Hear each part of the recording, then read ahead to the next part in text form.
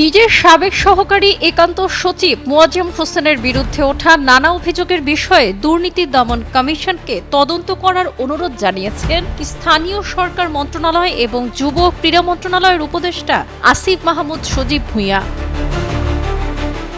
শুক্রবার রাতে সামাজিক যোগাযোগ মাধ্যম ফেসবুকে নিজের ভেরিফাইড পেজে এক স্ট্যাটাসে তিনি একথা জানান।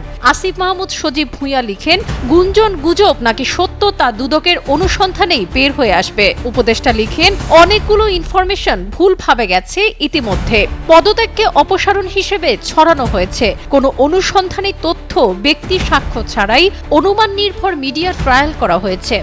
বান্ডেল থাকলে প্রতি সেনমানিতে টাকা বাঁচবে। বিকাশ সেনমানি বান্ডেল কিনে জিতুন প্রতি লেনদেনে। তিনি আরো লিখেন, এই নিউজ করা হাউসগুলোর কয়েকটায় যোগাযোগ করে জানা গেছে এই লেখাটাও বাইরে থেকে চাপিয়ে দেওয়া হয়েছে এবং হুবহু নিউজ করতে চাপ দেওয়া হয়েছে।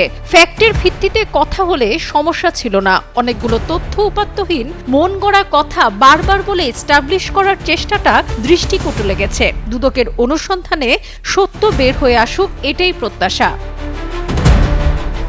জুলাই গণঅভ্যুত্থানে গুরুত্বপূর্ণ ভূমিকায় ছিল ঢাকা বিশ্ববিদ্যালয়ের প্রাক্তন শিক্ষার্থী আসিফ মাহমুদ। অভ্যুত্থানের পর গত বছরের 8ই আগস্ট অন্তর্বর্তী সরকারের উপদেষ্টা হিসেবে শপথ নেন তিনি। 14ই আগস্ট একই বিশ্ববিদ্যালয়ের শিক্ষার্থী মোয়াজ্জেম হোসেনকে নিজের এপিএস হিসেবে নিয়োগ দেন আসিফ মাহমুদ। 21শে এপ্রিল মোয়াজ্জেমকে পদ থেকে অব্যাহতি দেওয়ার কথা জানানো হয়। অবশ্য পরদিন সংশোধিত প্রজ্ঞাপনে বলা হয়, পদত্যাগের আবেদনের পরিপ্রেক্ষিতে মোয়াজ্জেমকে অব্যাহতি দেওয়া হয়েছে।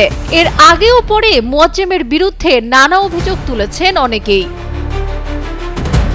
সাবরিনা কাজী, কালের কণ্ঠ।